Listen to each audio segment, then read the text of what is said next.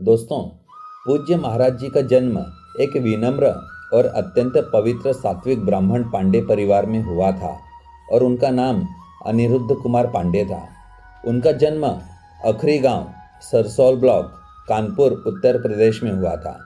उनके दादा एक सन्यासी थे और कुल मिलाकर घर का वातावरण अत्यंत भक्तिमय, अत्यंत शुद्ध और शांत था। उनके पिता श्री शंभू पांडे एक भक्त व्यक्ति थे और बाद के वर्षों में उन्होंने संन्यास स्वीकार कर लिया। उनकी माता श्रीमती रमा देवी बहुत पवित्र थीं और सभी संतों का बहुत सम्मान करती थीं। दोनों नियमित रूप से संत सेवा और विभिन्न भक्ति सेवाओं में लगे रहते थे।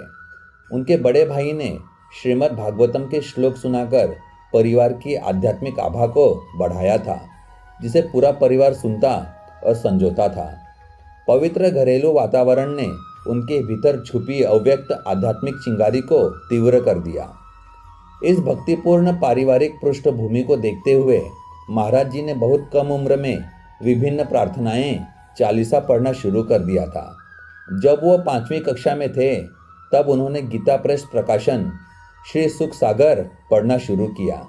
इस छोटी सी उम्र में उन्होंने जीवन के उद्देश्य पर सवाल उठाना शुरू कर दिया। वो इस विचार से द्रवित हो उठे कि क्या माता पिता का प्रेम चिरस्थायी है, और यदि नहीं है तो जो सुख अस्थायी है उसमें क्यों उलझा जाए। उन्होंने स्कूल में पढ़ाई और भौतिकतावादी ज्ञान प्राप्त करने के महत्व पर सवाल उठाया और यह कैसे उन्हें अपने लक्ष्यों को साकार करने में मदद करेगा। ये उत्तर पाने के लिए उन्होंने श्री राम जय जय राम और श्री कृष्ण गोविंद हरे मुरारी का जाप करना शुरू कर दिया। दोस्तों, जब वे 9वीं कक्षा में थे तब तक उन्होंने ईश्वर की ओर जाने वाले मार्ग की खोज में आध्यात्मिक जीवन जीने का दृढ़ निश्चय कर लिया था। इस महान उद्देश्य के लिए वो अपने परिवार को छोड़ने के लिए तैयार थे। उन्होंने अपनी माँ को अपने विचारों और निर्णय के बारे में बताया। 13 साल की छोटी उम्र में एक दिन सुबह 3 बजे महाराज जी ने मानव जीवन के पीछे की सच्चाई का खुलासा करने के लिए अपना घर छोड़ दिया। दोस्तों, महाराज जी को नैष्ठिक ब्रह्मचर्य की दीक्षा दी गई। उनका नाम आनंद स्वरूप ब्रह्मचारी रखा गया और बाद में उन्होंने संन्यास स्वीकार कर लिया। महावाक्य को स्वीकार करने पर उनका नाम स्वामी आनंदाश्रम रखा गया। महाराज जी ने शारीरिक चेतना से ऊपर उठने के सख्त सिद्धांतों का पालन करते हुए पूर्ण त्याग का जीवन व्यतीत किया। इस दौरान उन्होंने अपने जीवित रहने के लिए केवल आकाश वृत्ति को स्वीकार किया, जिसका अर्थ है बिना किसी व्यक्तिगत प्रयास के केवल भगवान की दया से प्रदान की गई चीज़ों को स्वीकार करना। दोस्तों, महाराज जी को निस्संदेह ज्ञान और दया के प्रतीक भगवान शिव का आशीर्वाद प्राप्त था। हालांकि उन्होंने एक उच्च उद्देश्य के लिए प्रयास करना जारी रखा। एक दिन बनारस में एक पेड़ के नीचे ध्यान करते समय श्री श्यामा श्याम की कृपा से वह वृंदावन की महिमा की ओर आकर्षित हो गए। बाद में एक संत की प्रेरणा ने उन्हें रासलीला में भाग लेने के लिए राजी किया, जिसका आयोजन स्वामी श्री राम शर्मा द्वारा किया जा रहा था। उन्होंने 1 महीने तक रासलीला में भाग लिया। सुबह में वह श्री चैतन्य महाप्रभु की लीलाएं और रात में श्री श्यामा श्याम की रासलीला देखते थे। 1 महीने में ही वह इन लीलाओं को देखकर इतना मोहित और आकर्षित हो गए कि वह इनके बिना जीवन जीने की कल्पना भी नहीं कर सके। ये 1 महीना उनकी जिंदगी का टर्निंग पॉइंट साबित हुआ। बाद में स्वामी जी की सलाह पर और श्री नारायण दास भक्तमाली बक्सर वाले मामा जी के एक शिष्य की मदद से महाराज जी मथुरा के लिए ट्रेन में चढ़ गए। तब उन्हें नहीं पता था कि वृंदावन उनका दिल हमेशा के लिए चुरा लेगा। महाराज जी बिना किसी परिचित के वृंदावन पहुँचे। महाराज जी की प्रारंभिक दिनचर्या में वृंदावन परिक्रमा और श्री बांके बिहारी के दर्शन शामिल थे। बांके बिहारी जी के मंदिर में उन्हें एक संत ने बताया कि उन्हें श्री राधा वल्लभ मंदिर भी अवश्य देखना चाहिए। महाराज जी श्री राधा वल्लभ जी की प्रशंसा करते हुए घंटों खड़े रहते थे।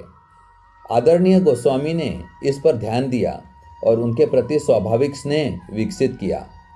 एक दिन पूज्य श्री हित मोहित मराल गोस्वामी जी ने श्री राधा रस सुधा निधि का एक श्लोक सुनाया, लेकिन महाराज जी संस्कृत में पारंगत होने के बावजूद इसका गहरा अर्थ समझने में असमर्थ थे।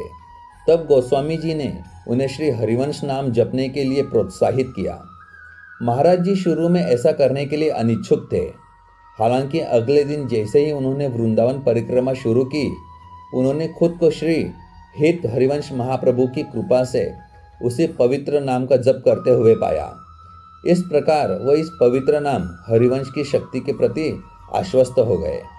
एक सुबह परिक्रमा करते समय महाराज जी एक सखी द्वारा एक श्लोक गाते हुए पूरी तरह से मंत्रमुग्ध हो गए। महाराज जी ने सन्यास के नियमों को किनारे रखते हुए सखी से बात की और उनसे इस पद को समझाने का अनुरोध किया जो वो गा रही थीं। वो मुस्कुराईं और उनसे कहा कि यदि वह इस श्लोक को समझना चाहते हैं तो उन्हें राधा वल्लभ ही बनना पड़ेगा। महाराज जी ने तुरंत और उत्साहपूर्वक दीक्षा के लिए पूज्य श्री हित मोहित मराल गोस्वामी जी से संपर्क किया और इस प्रकार गोस्वामी परिकर ने पहले ही भविष्यवाणी की थी उसे साबित कर दिया। महाराज जी को राधा वल्लभ संप्रदाय में शरणागत मंत्र से दीक्षा दी गई थी। कुछ दिनों बाद पूज्य श्री गोस्वामी जी के आग्रह पर महाराज जी अपने वर्तमान सद्गुरुदेव से मिले, जो सहचरी भाव के सबसे प्रमुख और स्थापित संतों में से एक हैं। पूज्य श्री हित गौरांगी शरण जी महाराज, जिन्होंने उन्हें सहचरी भाव और नित्य विहार रस की दीक्षा दी थी। महाराज जी 10 वर्षों तक अपने सद्गुरुदेव की निकट सेवा में रहे और उन्हें जो भी कार्य दिया जाता था उसे पूरी निष्ठा से करते हुए उनकी सेवा करते थे। जल्दी अपने सद्गुरुदेव की कृपा और श्री वृंदावन धाम की कृपा से वह श्री राधा रानी के चरण कमलों में अटूट भक्ति विकसित करते हुए सहचरी भाव में पूरी तरह से लीन हो गए। अपने सद्गुरुदेव के पद चिन्हों पर चलते हुए महाराज जी वृंदावन में मधुकरी नामक स्थान पर रहते थे। उनके मन में ब्रजवासियों के प्रति अत्यंत सम्मान है और उनका मानना है कि कोई भी व्यक्ति ब्रजवासियों के अन्न को खाए बिना दिव्य प्रेम का अनुभव नहीं कर सकता। उनके सद्गुरुदेव भगवान और श्री वृंदावन धाम की असीम कृपा महाराज जी के जीवन के प्रत्येक पहलू में स्पष्ट है। तो दोस्तों, महाराज जी के जीवन की कहानी आपको कैसी लगी नीचे कमेंट बॉक्स में ज़रूर बताना।